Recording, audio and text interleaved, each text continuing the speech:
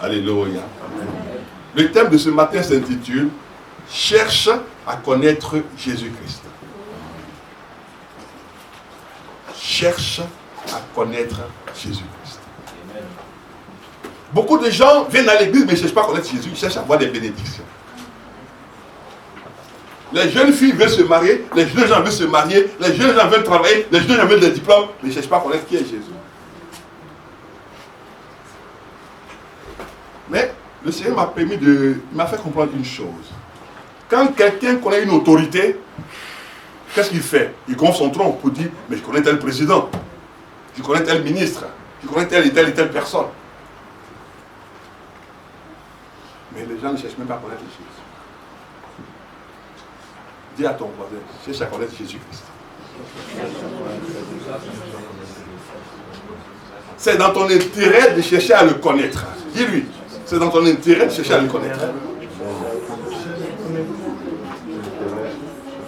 Oui, les personnes qui connaissent des autorités font le boucan, font le malin, parlent tout le temps. Tu vas voir quelqu'un qui vient, on est en train de causer, on discute là. Quelqu'un va venir de l'Élysée, on lui a rien demandé. Il a dit, ouais, mais j'étais tout à l'heure à l'Élysée, j'ai vu le président Macron et tout cela. On ne t'a pas demandé. On ne t'a rien demandé. Il va venir nous voir, oui, mais c'est pas possible, j'ai vu le président Macron, il a dit qu'il doit aller en voyage en Chine, donc il me demande de venir avec lui. Oh, mais moi, je n'ai pas envie de voyager. Alors qu'on ne lui a rien demandé. Vous voyez, il y a des gens qui font les intéressants parce qu'ils connaissent une autorité. Mais ce que toi, tu ne sais pas... Oh, non. Non. Les chrétiens ne savent même pas avec qui ils sont. Ils ne savent pas. Non. Si tu savais l'autorité que tu connaissais, tu ne te prendrais pas pour n'importe qui et tu ne ferais pas n'importe quoi.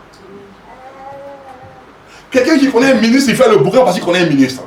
Quand le téléphone sonne, il dit, ouais, allô, ouais, mais c'est qui? C'est le ministre tel qui m'appelle. Oh là là, vraiment. Moi, j'étais tranquille ici, le ministre m'appelle, me dit de venir le voir, mais je n'ai pas envie d'aller le voir. Mais je ne t'ai rien demandé. Quand moi, quelqu'un m'appelle, il ne te dit pas qui m'appelle. Mais pour qu'il fasse son intéressant, il faut qu'il me dise que c'est un ministre qui l'appelle. Et à 98%, c'est du mensonge. Il veut passer pour être intéressant. Il veut passer pour être, oui, la personne qui connaît les hautes autorités. Et toi, tu connais les basses autorités. Vous voyez un petit peu. Cherche à connaître Jésus-Christ. Et ça te fera du bien. Et ça fera du bien à ta maison. Ça fera du bien à ta famille. Ça fera du bien à tous tes frères. Ça fera du bien à toutes tes soeurs. Cherche à connaître Jésus-Christ. Seigneur, merci. On prêche beaucoup de choses, mais on ne peut plus chercher à te connaître. Aide-nous à chercher à te connaître véritablement. À ne pas être des abonnés d'église, mais être des gens qui sont des chercheurs de Dieu. Des véritables chercheurs de Dieu. Des gens qui acceptent de soumettre leur vie à Dieu. Afin que nos vies soient affectées, infectées, polluées par la présence de Dieu. Sois merveilleusement béni. Saint-Esprit, je te prête ma bouche, je te prête mes mains, je te prête mes pieds. Viens et révèle-nous la parole, déroule-nous la parole comme tu l'as inspirée, comme tu veux qu'elle soit. Et donne gloire au nom de Jésus. Amen. Amen. Allons dans Matthieu 27, s'il vous plaît. Parce que les autorités que les gens cherchent à connaître, oui, c'est pour frimer sur les autres. C'est pour faire le boucan sur les autres. Moi, je connais telle personne. Moi, je connais. Quelqu'un qui va, tu vas aux États-Unis, quelqu'un qui dit, oui, mais j'étais avec le président Bush. Oui. Vous voyez? Chacun cherche à connaître dans sa vie une autorité.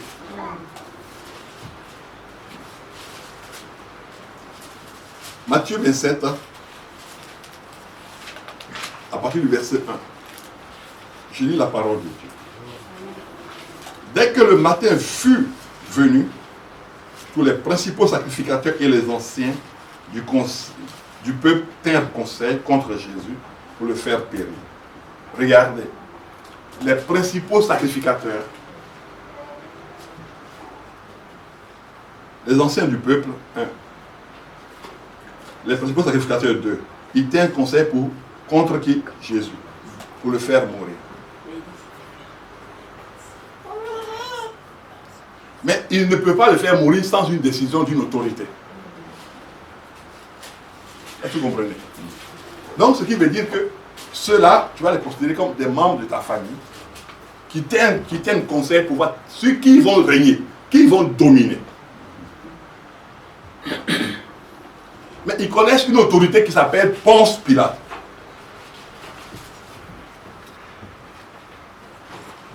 Qui est celui-là, le symbole de Rome. Et qui est aussi le symbole du diable là-bas, parce qu'il va décider la mort de Jésus. Donc, comme ils connaissent cette autorité, ils vont pouvoir décider maintenant qui ils vont éliminer. Vous voyez? Parce qu'ils connaissent l'autorité que Rome a établie sur la Judée, sur Israël, sur la Palestine. En ce moment, on appelait ça Palestine.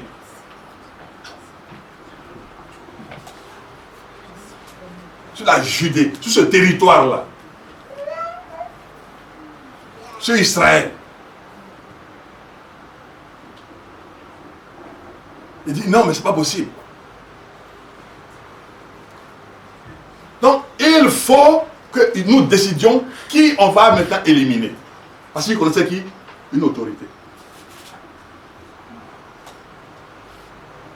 Ponce Pilate, établi par Rome. Établi par Rome.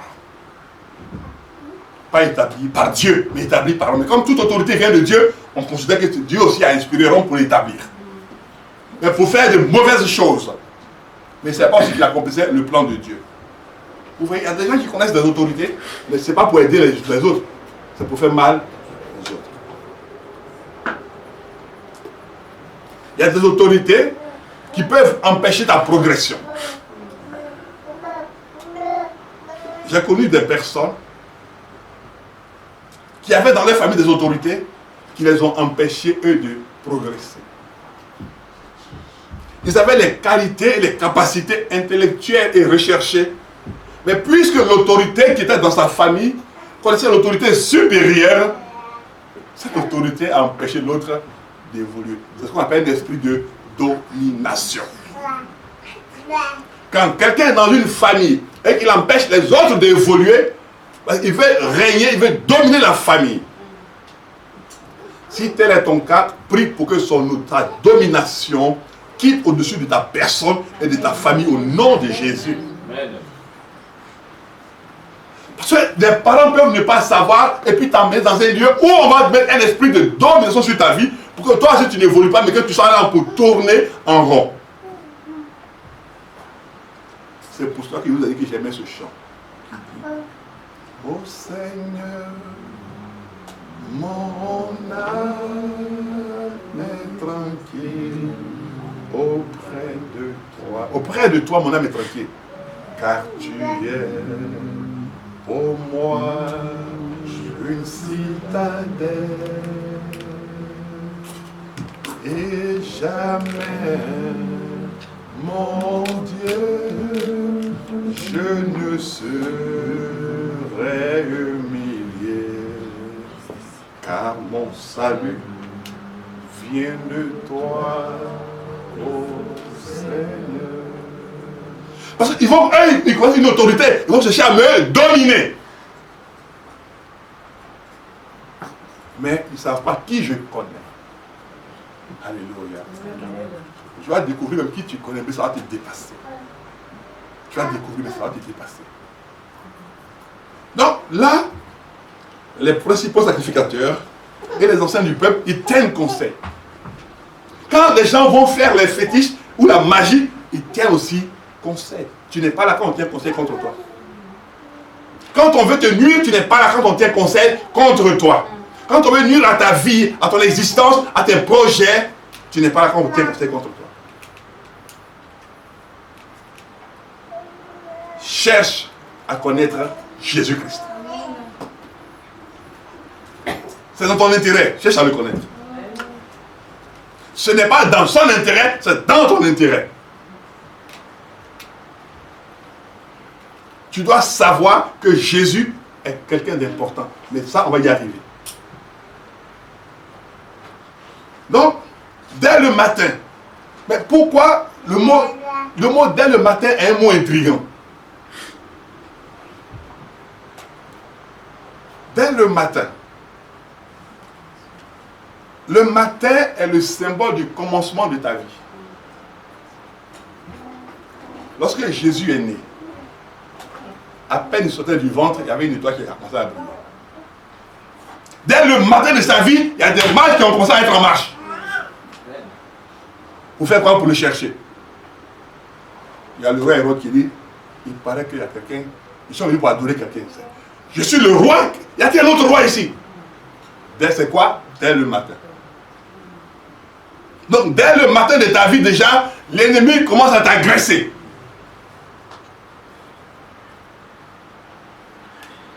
Dès le matin de ton existence, le diable commence à préparer quoi? Comment te détruire? Et qu'est-ce qu'il va faire pour te détruire? Dès le matin de ta vie.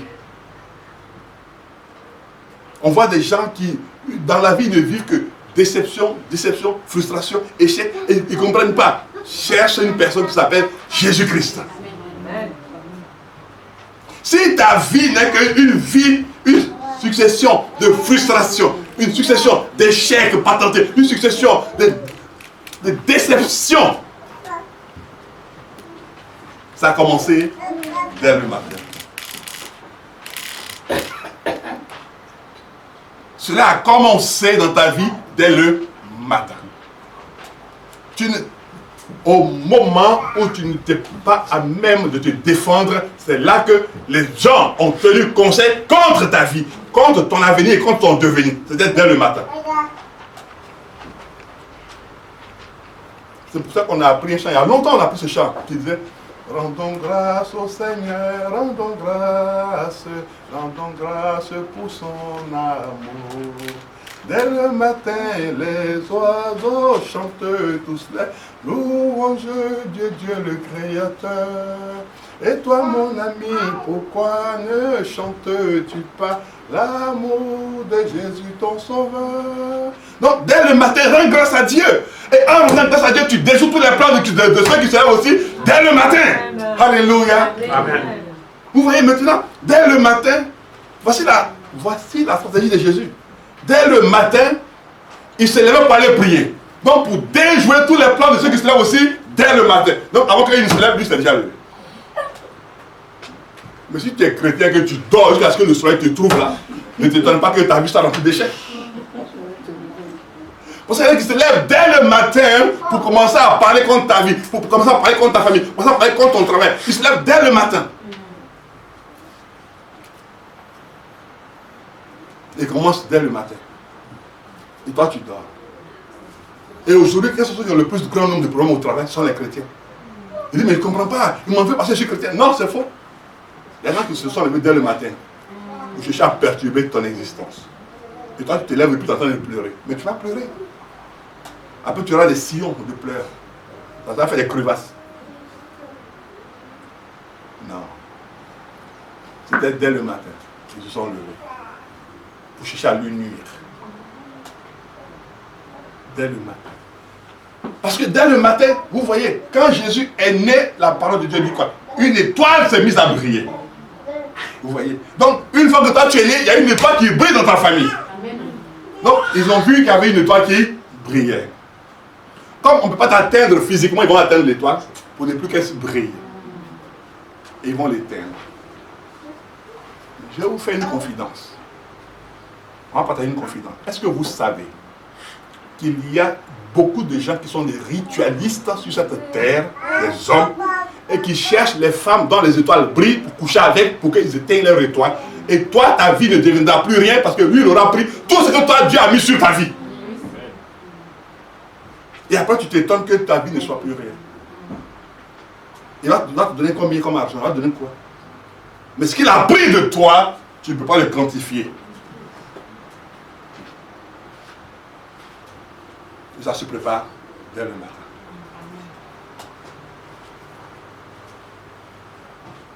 Ce que toi, tes yeux ne voient pas, eux, ils le voient.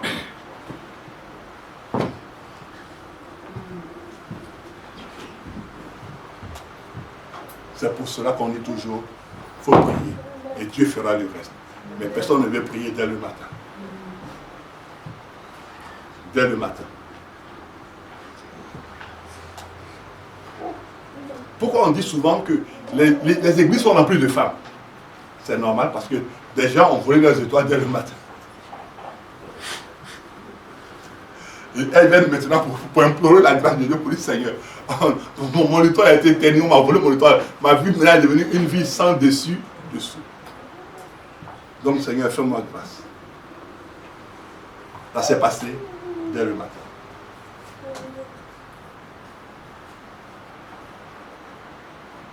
Ce sont des personnes de ton lieu qui ont fait cela dès le matin.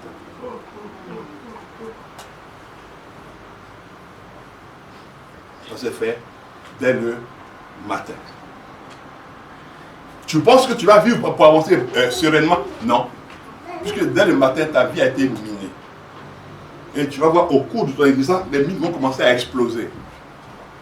Échec, échec, échec, déception, échec, frustration, échec, ainsi de suite. Ça a commencé dès le matin. Alléluia. Amen. Mais gloire soit rendue à Dieu, il y a une réponse aussi que Dieu a préparée pour toi. Alléluia. Amen. Allons dans Acte 9, s'il vous plaît.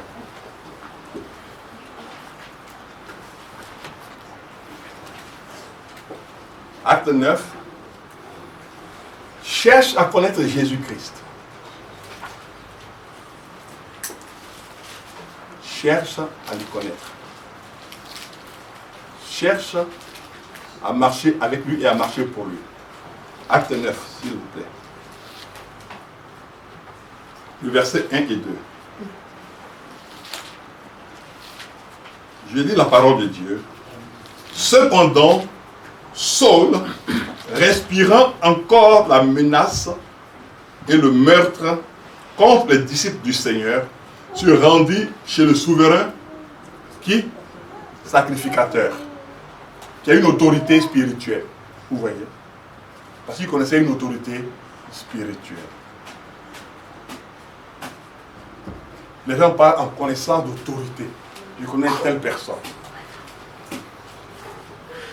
Quand on regarde dans Ésaïe, il y a Rabshakeh qui vient parler à Josaphat pour dire oui, vous allez être soumis à mon roi. Vous devez vous soumettre à mon roi. Il dit, mais lui commence à avoir peur.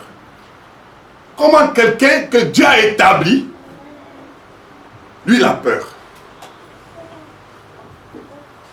C'est terrible. Comment quelqu'un qui est dans la maison de Dieu, qui marche avec Dieu de tout son cœur, qui marche avec Dieu de toute son âme, on vient lui donner une information et puis il tremble. Oui. La 14e année du roi Ézéchias, Sanchérib, roi d'Assyrie, monta contre toutes les villes fortes de Juda et s'en empara. Le roi d'Assyrie envoya Lachish Jérusalem vers le roi Ézéchias, Rabshakeh, avec une puissante armée.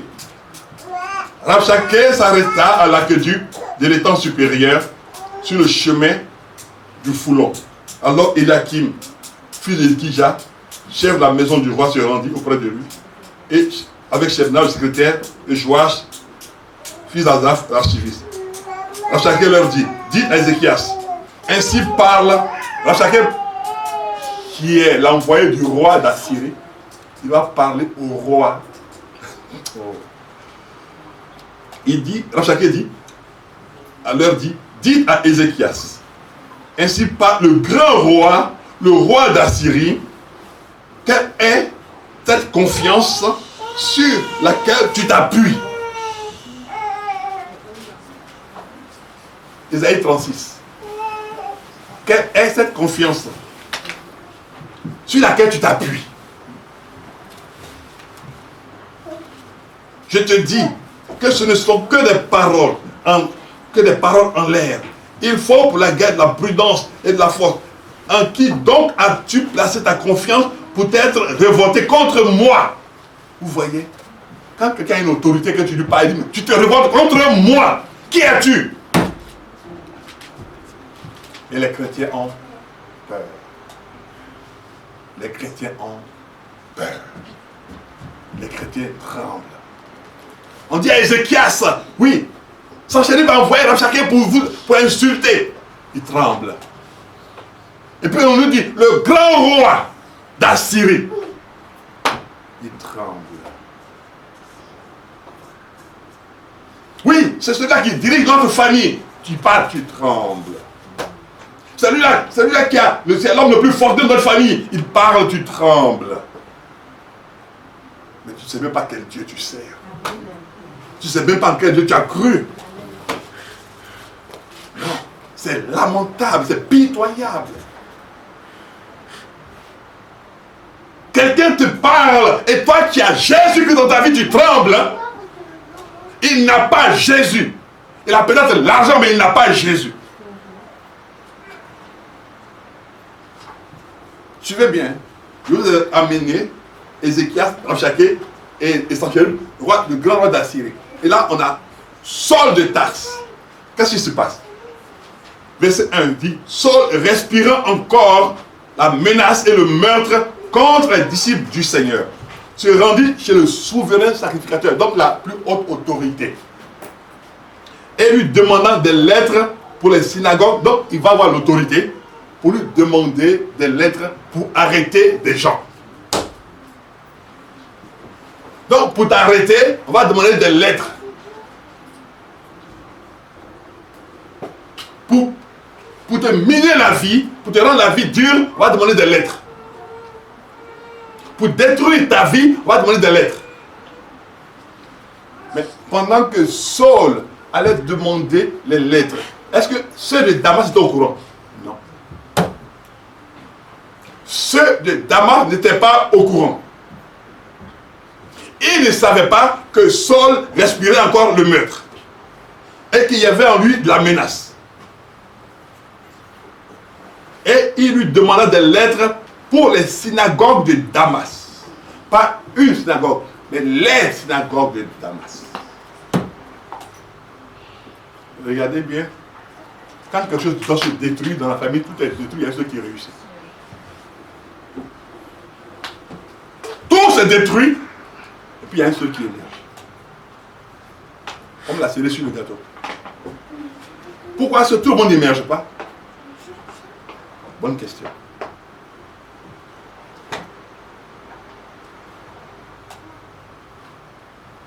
Sont-ils des cancres? Non. Sont-ils des nuls? Non plus. Mais s'ils n'émergent pas, il y a une raison. Alors le thème de ce matin, c'est cherche Jésus-Christ. Alléluia. Amen. Et là, Saul va voir le souverain sacrificateur. Mais il y a une chose qui est intéressante. Pour demander des lettres. Mais est-ce que le souverain sacrificateur, il a une audience au ciel? Non. Il n'a pas d'audience au ciel. Et c'est là que la chose devient intéressante. Lui, il va demander des lettres pour arrêter les gens. Parce qu'il connaît l'autorité qui peut lui signer la lettre. Mais toi, ce qui t'est demandé ce matin, et toi qui nous suis au travers des réseaux sociaux, ce qui t'est demandé ce matin, c'est de chercher à connaître Jésus-Christ. Ce n'est pas de connaître un pasteur, un prophète, un évangéliste, un apôtre ou un docteur. Non, c'est de connaître Jésus lui seul. Il ne faut pas dire, mais je connais l'apôtre, il va prier pour moi. Je connais le prophète, il va prophétiser pour moi. Non, il peut prophétiser des mensonges sur toi.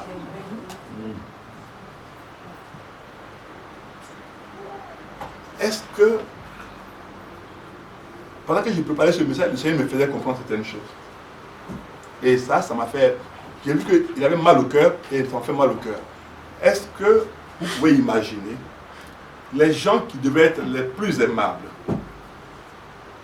les plus empathiques, et des gens qui devaient être à même de recevoir leurs frères qui viennent de n'importe quel endroit, ils ne peuvent plus le faire. Ça veut dire quoi? C'est-à-dire, toi qui es chrétien aujourd'hui, si tu pars en Chine et que tu dis à quelqu'un qui est chrétien, tu vas dans une église, tu dis, ben, je suis fidèle d'une église, et puis un frère chrétien peut venir te dire, mon frère, ne cherche pas un hôtel, viens dormir chez moi. C'est ce qui devait se faire. Mais pourquoi ça ne se fait plus? Mais parce que nous, les chrétiens, on s'est auto-détruits. C'est pas le diable. Parce que nous, les pasteurs, on va chez les gens puis on prend leur femme. On va chez les gens puis on prend leur fille pour dire, Dieu m'a dit que ta femme, c'est plus ta femme, mais moi, c'est moi ton mari. C'est nous les pasteurs. Alors comment voulez-vous que nous, on puisse progresser si nous-mêmes déjà, on se détruit entre nous? On fait une implosion au-dedans de nous-mêmes. On ne connaît pas Jésus. Tu vas, on dit, bon, on va héberger un frère. Le frère, il prend la femme de l'autre, de son frère aussi. Comme l'histoire triste qu'on a racontée. Il y avait un homme de Dieu qui était avec sa femme. Ils ont fait 15 ans ensemble. Ils n'ont pas eu d'enfant. Il héberge un frère, sa femme tombe enceinte.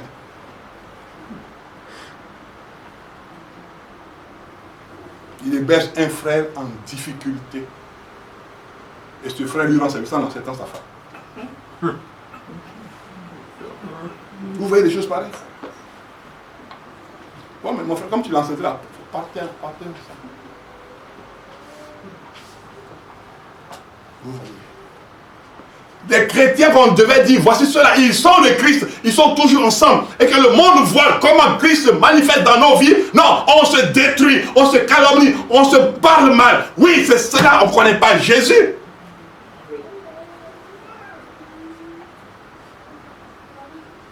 Même donner ta clé à un chrétien, tu as peur pour dire non. Si il donne ma clé, mais il va tout voler. Et puis c'est vrai. Il peut tout emporter chez toi. Parce qu'il va y avoir des conseils hors de la parole de Dieu. On va dire, mais ils ne sont pas là. Mais vends les choses, vends ceci.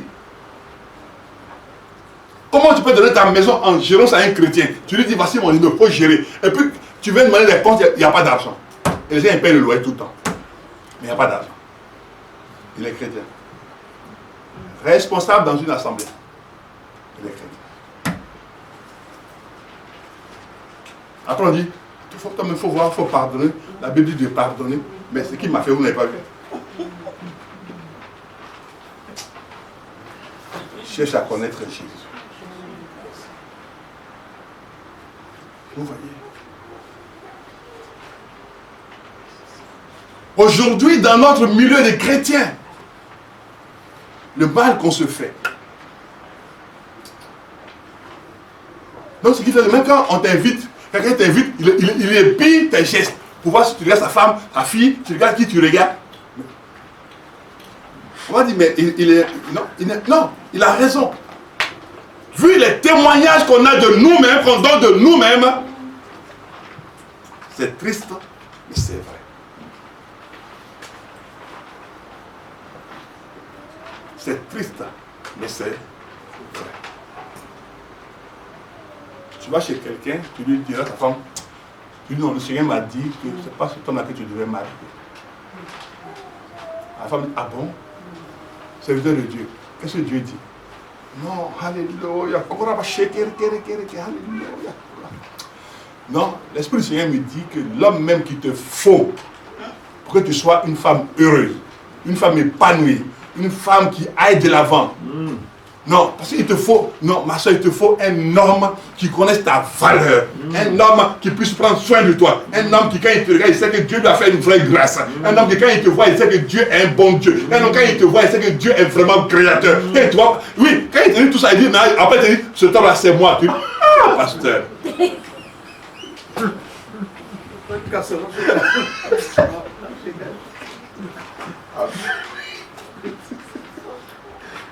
Oui. Parce qu'il ne connaît pas Jésus. Parce qu'il ne connaît pas Jésus. Quelqu'un qui connaît Jésus ne peut pas dire à la femme d'autrui que Dieu m'a dit que ce n'est pas ton mari. Il ne connaît pas Jésus. Où Jésus était-il quand cet homme-là est allé voir tes parents pour t'épouser? Où Jésus était-il? Où cet homme était-il? Pourquoi il n'est pas allé le chercher pour dire non, ce n'est pas lui à ton mari, mais il va le chercher, il va venir. Quand le prophète Samuel est allé chez Isaïe, père de David, il avait ses 7 fils qui étaient là. Suivez bien. Il avait ses 7 fils. Pourquoi je ne sais pas pourquoi Dieu m'amène là-bas, je ne sais pas. Il avait ses 7 fils qui étaient là. Et Dieu l'a amené pour oindre quelqu'un parmi ses fils, un roi. Il a vu les 7, Dieu n'a choisi personne. Et Samuel demande, sont ceux-là tous tes fils? Il dit non, il reste le plus petit, il est au champ. Ce qui veut dire que si une chose est pour toi, Dieu t'enverra chercher. Amen. Amen. Il t'enverra chercher. Il dira, il manque la personne, elle n'est pas encore arrivée, allez la chercher, où qu'elle soit, ramenez la personne, parce que ceci lui est destiné. Et quand David est venu, il dit, c'est celui-là maintenant, remplis ta conduite et vais sur ta tête. C'est pour ça que David dit, tu m'as oint au milieu de mes frères. On ne oint pas quelqu'un en cachette, on le oint publiquement. On ne marie pas en cachette, on marie publiquement. Donc si Dieu t'a dit que je suis ta femme, moi je suis déjà marié, viens t'en le dire publiquement. Amen. Oui. Parce que lui là il m'a pris publiquement. Donc viens tu as dit devant tout le monde aussi que Dieu a dit. Et puis maintenant ouais, tes frères, tes parents, tes amis pour dire. Il dit, Dieu dit, c'est moi sa femme. Donc Dieu t'a dit ça publiquement. Comme ça, mon mari qui m'a pris publiquement, lui va savoir que publiquement, je vais lui dire que c'est pas lui mon mari, c'est toi. Cherche à connaître Jésus-Christ. Parce qu'on ne sait pas sur quoi, sur qui ces personnes se fondent pour dire de telles choses. Mais pas sur Jésus-Christ, non. Pas sur le Jésus de la Bible. Non. Saul respirait encore le meurtre et la menace.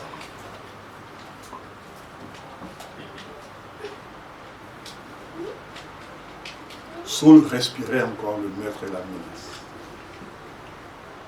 Mais il y a une chose qui est intéressante dans cette affaire. Alléluia. Allons voir dans Éphésiens.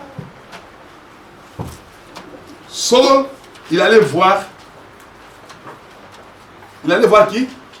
Le souverain sacrificateur. Pour prendre avec lui un courrier. Maintenant, regarde ce que Dieu fait.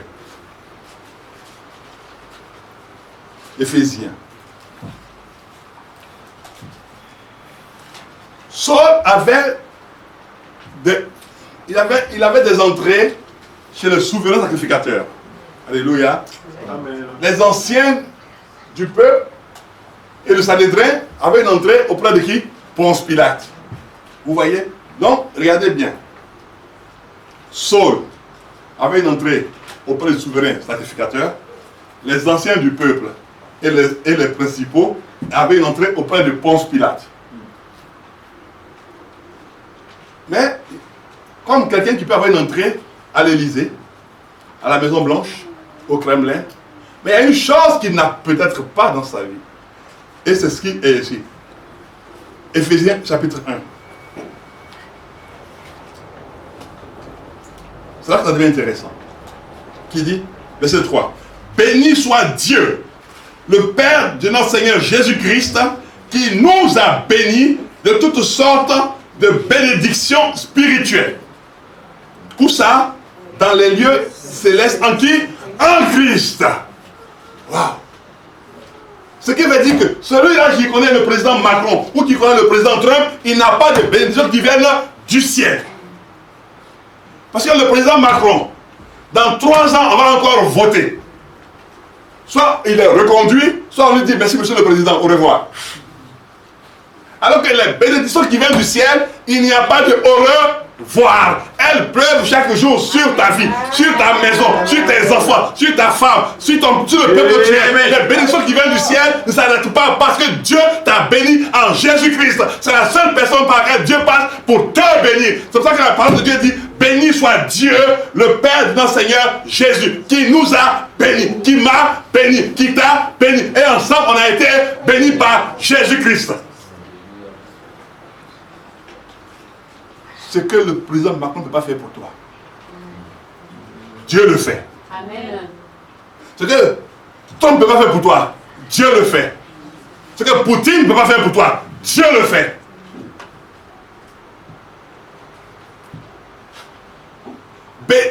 Parce que, alléluia, il y a une chose, il y a une chose que vous n'avez pas saisi dans cela. Parce que la parole de Dieu dit, il nous a donné des bénédictions qui sont quoi? Spirituelles.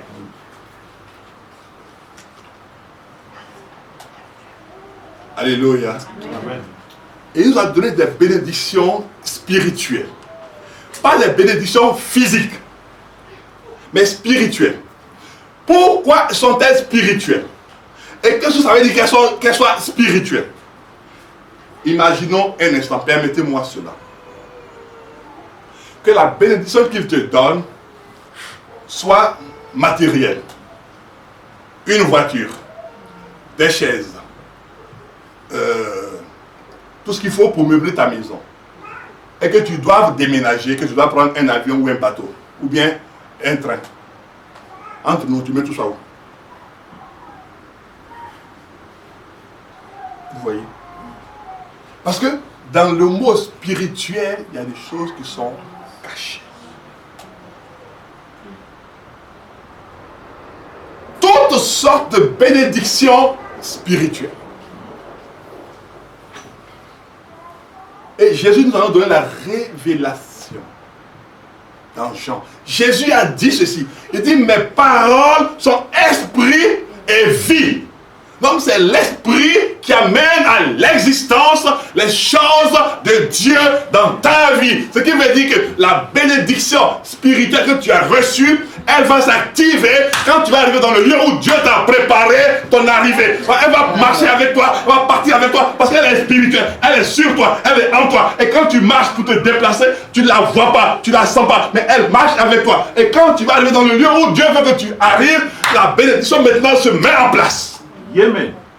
On dit, mais comment se fait-il que celui-là qui est arrivé après nous puisse progresser à ce niveau-là? Parce que la bénédiction, elle vient du ciel. Et attendez, entre nous. Donnez-moi le nom d'un pays où il n'y a pas de ciel. Donnez-moi le nom d'un pays où il n'y a pas de ciel. Il n'y a pas. Donc, s'il n'y a pas de pays où il n'y a pas de ciel, ça veut dire qu'en fait, la bénédiction, alléluia. Alléluia, alléluia, alléluia. Béni soit Dieu, le Père de notre Seigneur Jésus, qui nous a bénis de toutes sortes de bénédictions spirituelles dans les lieux célestes. Ça veut dire que quand tu es en train de marcher, elle fait quoi avec toi? Elle marche. Quand tu prends l'avion, la bénédiction est au-dessus de l'avion. Elle t'accompagne. Quand tu arrives dans le pays, la bénédiction maintenant va prendre place dans le lieu où tu es arrivé.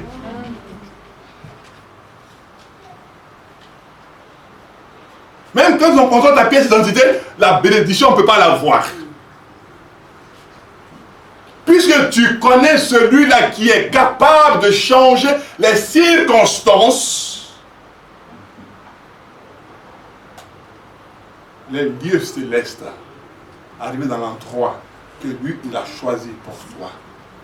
Il fait maintenant venir la bénédiction et elle commence à prendre forme. C'est pour cela que vous voyez souvent des personnes qui arrivent de différents pays qui au départ n'ont rien. Mais puisque la bénédiction spirituelle en Jésus les a accompagnés.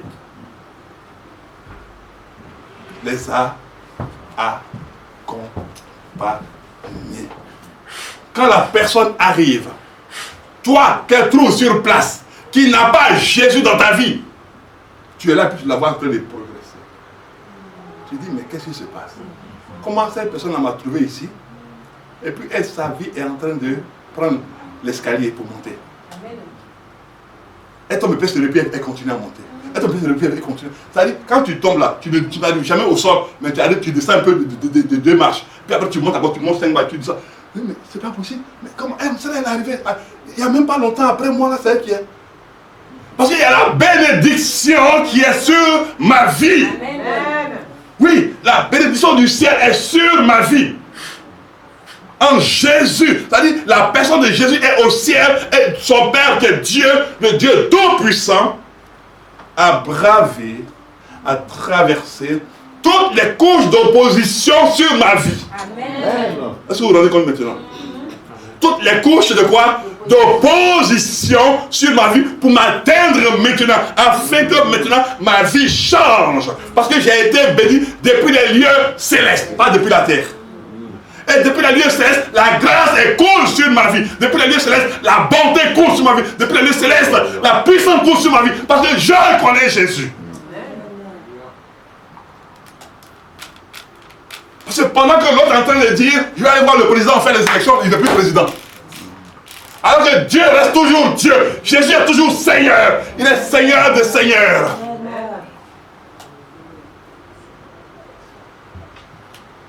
Tu peux connaître des milliardaires. Un crack boursier, il n'a plus d'argent. Il fait comment? Si vous remarquez bien, quand on était jeunes, on allait voir des parents qui avaient un peu d'argent pour nous aider. Le jour où tu viens dire, ah, mais il fallait venir hier. Parce qu'il y a un qui est passé avant toi, je lui ai donné ce que j'avais. En fait, il a donné à personne, mais il ne veut pas te donner. Parce que s'il t'aide, tu ne vas plus venir le voir. Parce que le système, c'est cela. C'est un système de malfrats. Si moi je t'aide, tu ne viendras plus me voir. Donc, tu vas te développer. Alors si tu te développes, moi je suis plus important dans la famille. Mais pourquoi je garde toujours ma domination sur tout le monde? Il faut que je dise toujours que je... Non mais viens me voir, viens me voir, viens me voir. Oh, alléluia. Vous voyez déjà la bénédiction? Dieu nous a bénis en Jésus. Mais il y a une chose qu'on n'a pas compris. On cherche à connaître une autorité. On cherche à dire, oui, mais on connaît tel ministre. On cherche à connaître quelqu'un. Non. Allons voir ce que nous dit Philippiens. Philippiens va nous donner une information importante. Philippiens va nous donner une information importante. Et ça va nous délivrer. Dis à ton voisin, tu vas te délivrer. Tu vas être délivré, mon ami. Philippiens va nous donner une information qui va nous délivrer. Par rapport aux autorités qu'on cherche. Philippiens nous dit ceci. C'est pourquoi, verset 9, Philippiens 2, verset 9. C'est pourquoi, Philippiens 2, verset 9, c'est pourquoi aussi Dieu l'a souverainement élevé et lui a donné le nom qui est au-dessus de tout nom. Waouh! Donc le nom de Jésus est au-dessus du nom du président Macron. Amen. Donc quand tu connais le nom de Jésus, tu connais la personne qui est plus grande que le président Macron. Quand tu as le nom de Jésus, tu connais quelqu'un qui est plus grand que le président Trump. Le nom au-dessus de tout nom. Est-ce que vous vous rendez compte? Continuons. Continuons. Afin qu'au nom de Jésus, tous genoux fléchissent dans les cieux, sur la terre et sous la terre. Est-ce que vous vous rendez compte? C'est-à-dire que si tu prends le nom du président Macron, tu vas en Russie, tu dis, mais mon président c'est Macron. Mais Macron c'est qui? Tu viens de quel pays? Moi j'étais en Russie, j'arrive à ma résidence, et puis je parle de français aux gens qui étaient à la réception. La dame me dit carrément, elle dit, mais monsieur, vous êtes en Russie, vous parlez le russe. Donc, elle m'a dit carrément, vous parlez, je ne vous comprends pas, vous parlez le russe. Donc on n'a pas d'influence en Russie.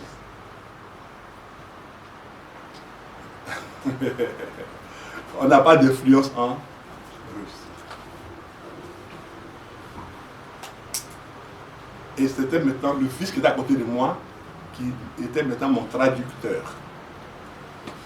Et qui lui disait que non, je venais de la France, tout ça. Elle dit oui, je sais, j'ai entendu les mots français, mais ici il n'est pas en France. Ici il est en Russie. La Fédération de Russie. Donc, il doit apprendre le russe s'il veut qu'on communique avec lui.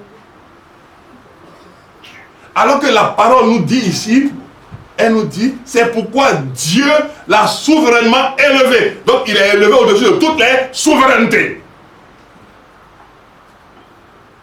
Toi qui veux connaître une autre personnalité, voici la personnalité que tu dois connaître. Jésus.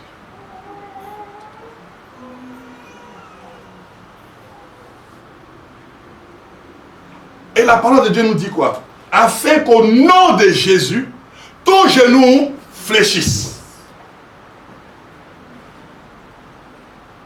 Si tu prends le nom de Bush, aucun genou ne va fléchir. Tu prends le nom de Poutine, aucun genou ne va fléchir. Tu prends le nom de Macron, aucun genou ne va fléchir. C'est parce que les genoux des gens ne fléchissent pas que les puissances ils amènent l'armée pour combattre les autres. Jésus n'amène aucune armée, c'est son nom. Jésus n'amène aucune armée, c'est son nom. La Bible dit, afin qu'au nom de Jésus, tout genou, toute personne qui a un genou, ça fléchira. Ça fléchira. C'est-à-dire qu'il y a toutes les autorités. Mais quand le nom de Jésus arrive, ça fléchit le genou.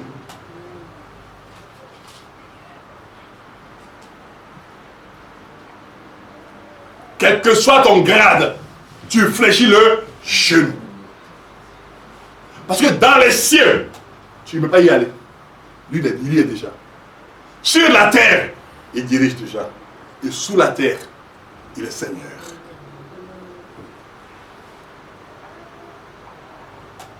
Est-ce que vous vous rendez compte de l'autorité que vous connaissez? La plus grande des autorités. La plus grande des puissances. Dans le nom de Jésus.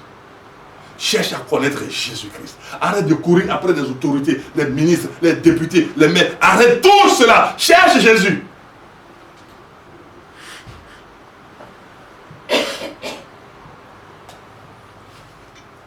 Ah oui, j'avais à cœur, mais j'ai oublié, de vous ramener différentes monnaies. J'allais vous montrer 4 sortes de monnaies, ou même peut-être 5 sortes de monnaies, selon les pays que Dieu m'a permis de visiter. J'ai avec moi le dinar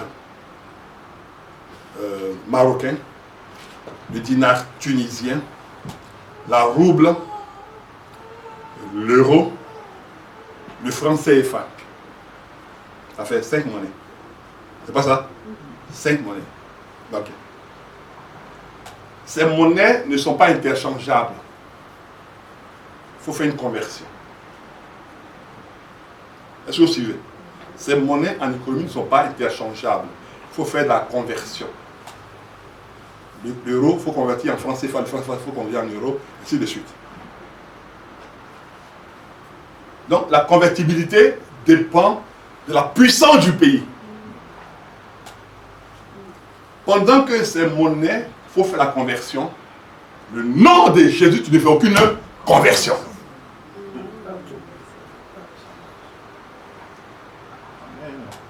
Le nom de Jésus ne fait aucune conversion. Tu sois en Russie, quand tu dis au nom de Jésus, tout genou fléchit. Amen. Révélation.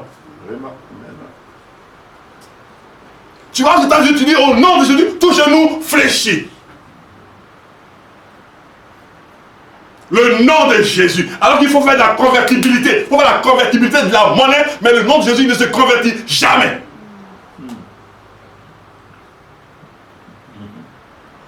La parole de Dieu dit, Dieu l'a souverainement élevé avec au nom de Jésus, tout genou fléchit dans les cieux. Ce qui veut dire que s'il n'y a pas un pays où il y a le ciel, son nom ne fera rien. Mais s'il y a un pays où il y a le ciel, son nom fera quelque chose. Même sur le bateau, son nom agit. Même dans l'avion, son nom agit. Donc tu es entre le ciel et la terre et tu es dans l'avion, mais son nom agit. Parce que tu es sous le ciel. Il y en a qui vont, ceux qui vont faire, vont faire de l'esprit, ils vont dire, mais et si on était sur la Lune, son nom agira. Ils vont dire, mais si on était sur Mars, son nom agira. Il n'y a pas une chose qui puisse exister que lui n'ait pas créé. Amen.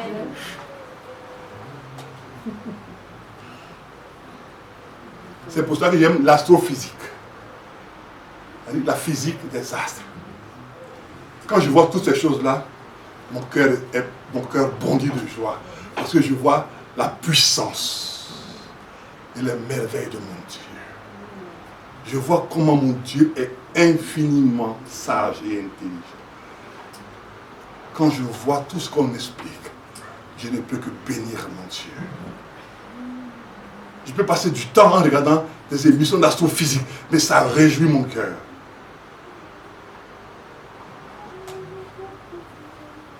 Parce que là, je vois que mon Dieu, sa parole se vérifie. Sa parole se vérifie.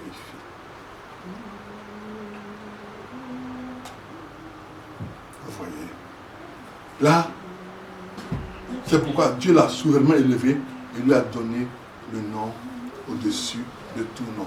Mais là, il y a un problème. S'il a donné le nom au-dessus de tout nom et que son nom est limité dans le temps, nous on a un problème. Mais on va voir une chose. Est-ce que son nom est limité? Parce que dans la connaissance d'une personnalité, si la personnalité n'est plus, tu auras un problème. Parce que si regardons un petit peu, quand on avait pour président le président Sarkozy, oui, c'était un homme dynamique, mais il ne savait pas, il parlait mal de son concurrent, François Hollande, qui était pas encore devenu président. Et d'après les journalistes, ils disent qu'il le minimisait, que François Hollande, parce que lui il a fait des études, il a fait des études du barreau, donc il est avocat de profession. Et l'autre a fait l'ENA, il dit non mais celui-là, si je le prends, je vais le démonter. Mais le jour où ils ont fait le face-à-face, il n'a pas pu le démonter.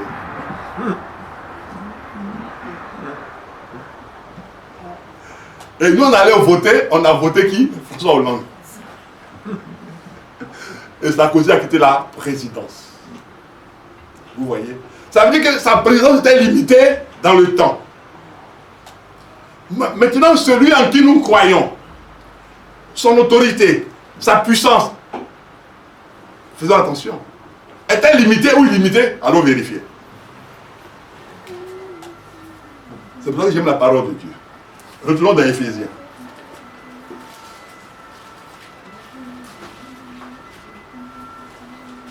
Éphésiens 1.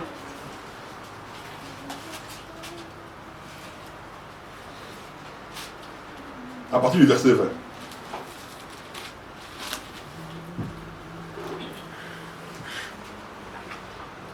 Non, 19, non 19. Commençons par le verset 19. Et quelle est, envers nous qui croyons, l'infinie grandeur de sa puissance, se manifestant avec efficacité par la vertu de sa force. Il a déployé en Christ en le ressuscitant d'où ça? Des morts. Et en le faisant asseoir où ça? À sa droite dans les lieux célestes. Maintenant, voici ce qui se passe. Il a fait asseoir où ça? Dans les lieux célestes. Amen. Maintenant, regardez ce qu'il fait. Regardez ce qui se passe. Suivez-moi les savants qui écrivaient. Un instant, suivez-moi s'il vous plaît. Il a fait asseoir dans les lieux célestes. Premièrement, il a fait asseoir au-dessus de toute domination. Donc, il est assis au-dessus de toute domination. Hein? Donc, ce qui te domine est dominé par lui. Est-ce que vous comprenez? C'est-à-dire, tout ce qui te domine est dominé par lui. Donc, s'il y a quelqu'un dans ta famille qui dit, lui, il domine tout le monde là, dis-lui que mon Jésus que j'adore là, il te domine. Parce que Philippiens dit quoi? Tout genou doit faire quoi? Fléchir. Donc, si tu domines, ton genou fléchit. Donc, ça veut dire que tu n'as plus d'autorité. Continuons. Maintenant, domination. est au-dessus de toute autorité. Donc, il domine la domination, il domine les autorités. Vous voyez? Donc, il domine la domination. Il domine l'autorité. Continuons. Et il est assis au-dessus de toute puissance. 3. Donc, même les Américains qui disent qu'ils sont puissants, puissants militaires, puissants financières, il est dominé. On va revenir après dessus. On va faire. Donc, puissance. Toute dignité. Et tout nom qui peut se nommer. Où ça? Où ça? Dans ce siècle présent. Et puis où encore? Donc ça veut dire, vous voyez, il domine sur 6 choses.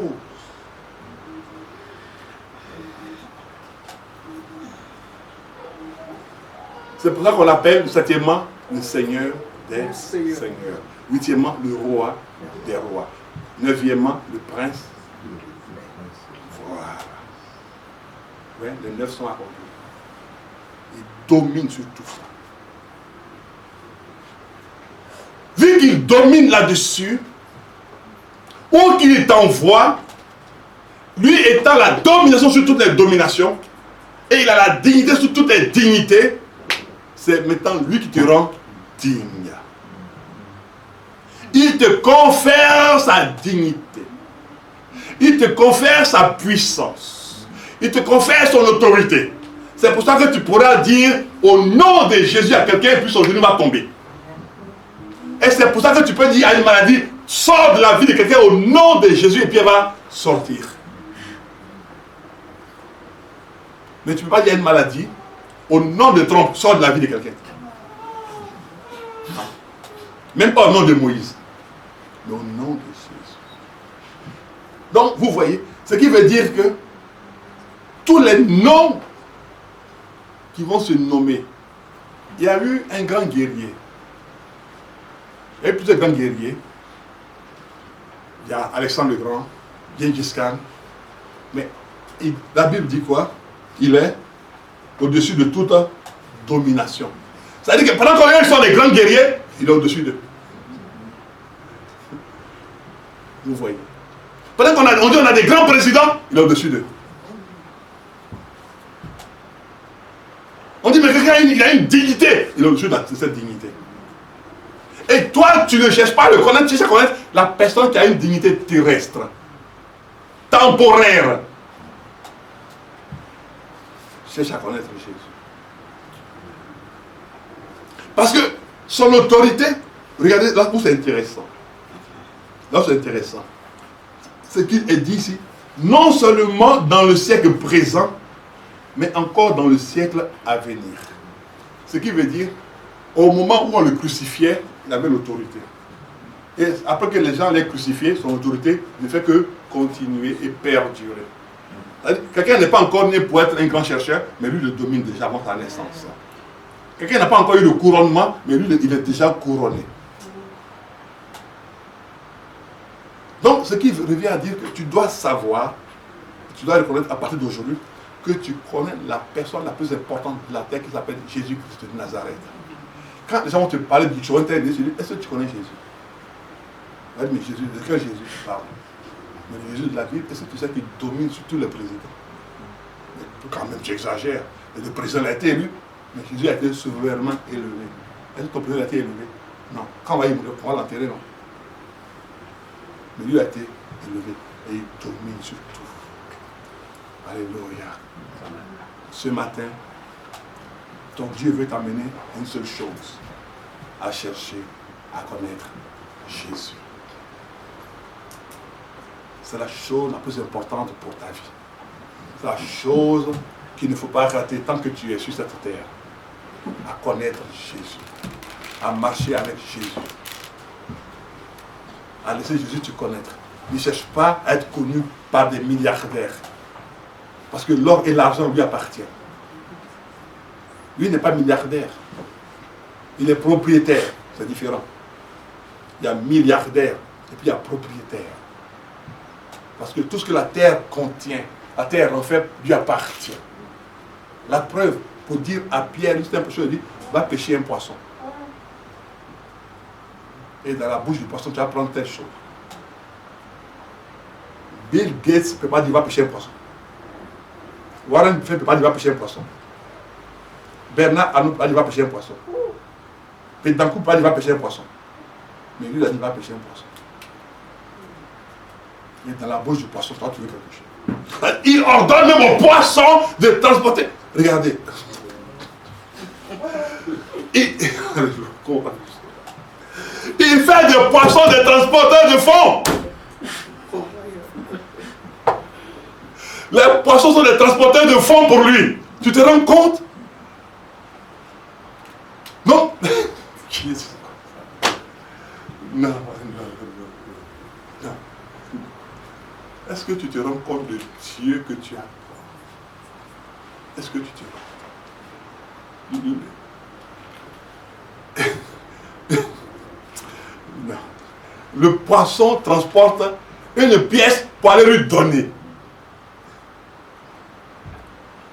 Mais on va se demander, mais le poisson, était-il armé ou pas? Non, il était dans l'eau. Et si le poisson le voyait, il ne devait pas l'attaquer. Non, il savait qu'il allait pour le mettre.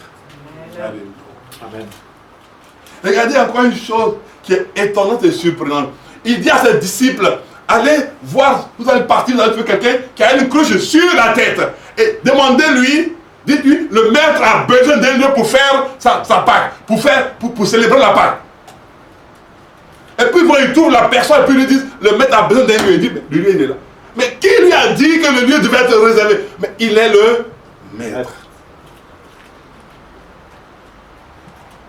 Vous dites, vous allez partir, vous allez trouver un anon qui est attaché, sur lequel personne n'est encore monté. Dites, le maître en a besoin.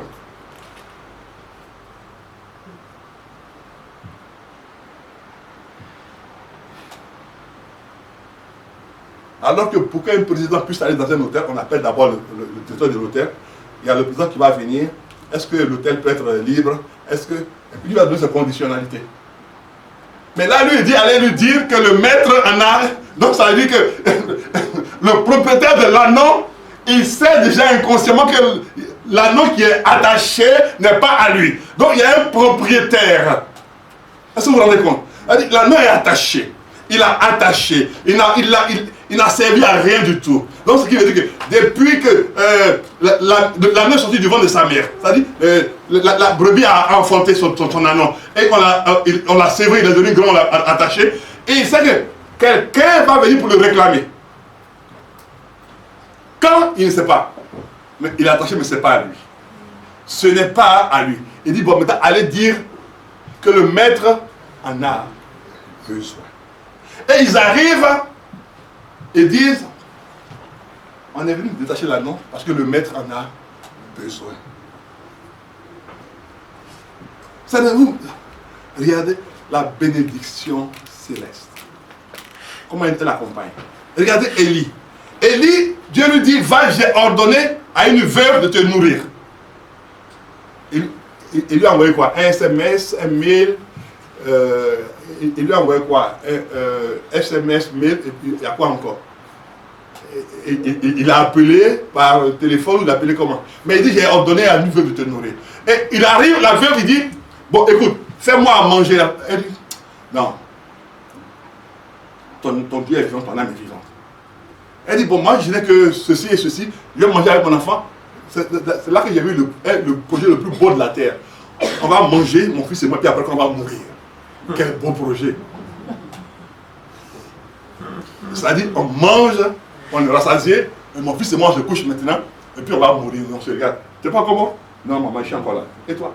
Non, on est celui-là. On a mangé, on est rassasié. Maintenant, on attend la mort.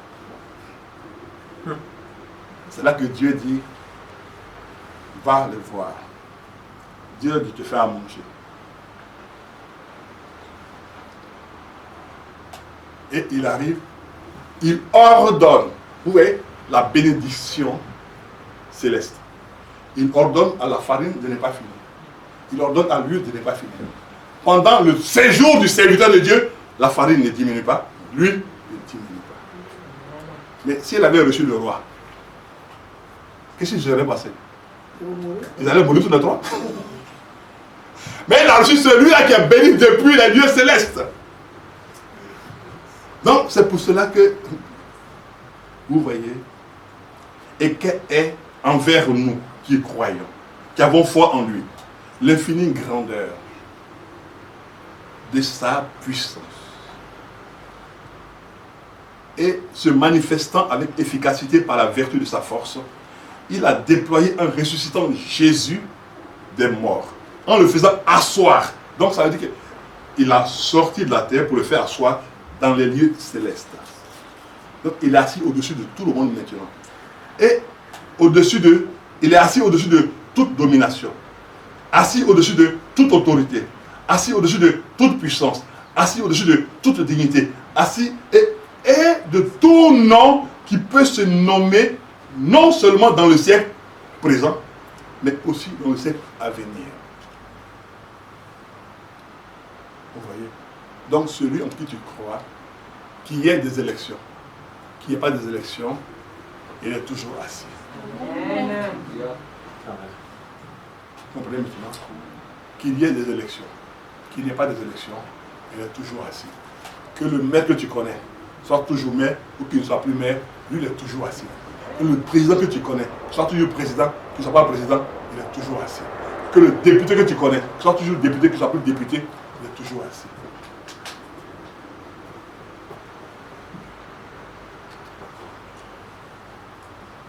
Donc cherche à le connaître. Alléluia. Et nous allons finir avec ceci, cette belle phrase que j'aime beaucoup dans la parole de Dieu. Dans Acte 4, verset 12.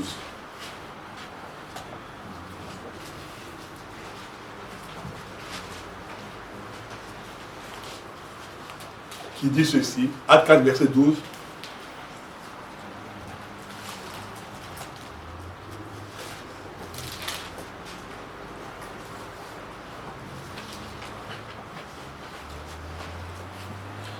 Et il n'y a de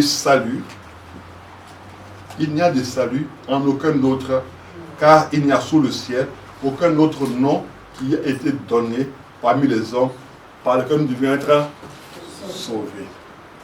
Vous voyez? Donc cherche le nom qui donne le salut. Cherche le nom qui donne la guérison. Cherche le nom qui donne la restauration. Cherche le nom qui donne le développement. Cherche le nom qui donne la paix. Cherche le nom qui donne la joie. Cherche le nom qui apporte la délivrance. Cherche ce nom-là. Parce que tous les autres noms passent. Bouddha est passé. Mahomet est passé. Confucius est passé. Archimède est passé. Aristote est passé. Tous les savants sont passés. Les intellectuels sont passés. Einstein est passé. Mais son nom demeure. Son nom demeure. Les pharaons, puissants qu'ils étaient, sont passés. Nebuchadnezzar est passé. Mais lui, il demeure. Car il n'y a sous le ciel aucun autre nom. Alors, s'il y a un nom que tu dois rechercher ce matin, c'est de connaître Jésus-Christ. Dis à ton voisin, s'il y a un nom que tu dois chercher ce matin, à partir de ce matin, c'est de connaître Jésus-Christ.